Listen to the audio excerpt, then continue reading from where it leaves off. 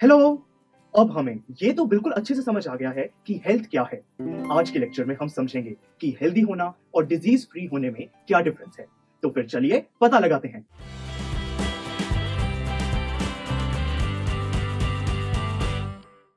Students, disease इसको समझने के लिए पहले हमें पता होना चाहिए कि अनहेल्दी का मतलब क्या है।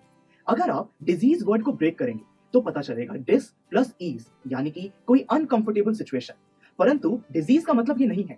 अनकंफर्टेबल सिचुएशन से हम समझ सकते हैं कि अगर हमारी बॉडी फिजिकली, मेंटली या सोशली सही तरीके से परफॉर्म नहीं कर रही है तो हम कह सकते हैं कि हम हेल्दी नहीं है। परंतु इसका मतलब ये नहीं है कि हमें कोई डिजीज हुआ है। फॉर एग्जाम्पल, अगर हमें हेडेक है, यानी कि अगर हमें सर में दर्द है, तो हम कह सकते हैं कि अभी हम अच्छे से परफॉर्म नहीं कर पाएंगे, यानी कि हम अनहेल्दी हैं। परंतु हम ये नहीं कह सकते कि हमें कोई डिजीज हुआ है, क्योंकि हेडेक एक डिजीज नहीं है। स्टूडेंट्स, एक और एग्जांपल लेते हैं। एक डांसर के लिए अपनी बॉडी को अच्छे से स्ट्रेच ना कर पाना, ये एक अनहेल्दी एटीट्यूड है। इसी तरीके से एक सिंगर के लिए अपने ब्रीदिंग सिस्टम को कंट्रोल ना कर पाना, ये भी एक अनहेल्दी एटीट्यूड है।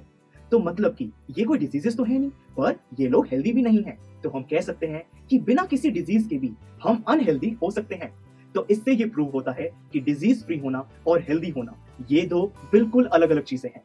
आई होप कि आपको आज का लेक्चर बहुत ही अच्छे से समझ आया।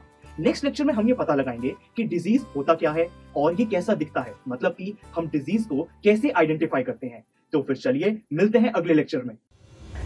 आई एम श्योर स्टूडेंट्स, आपको ये लेक्चर बहुत ही पसंद आया होगा। तो अगर आप अपने हर कंसेप्ट को इतने ही मजेदार और इंटरेस्टिंग तरीके से क्लियर करना चाहते हैं तो डाउनलोड कीजिए हमारी PuStack ऐप, जहां पर आपके लिए और भी बहुत सारे ऑप्शंस अवेलेबल हैं, जैसे कि sample papers, back exercise solutions, written answers and much more. So what are you waiting for? Download the app now.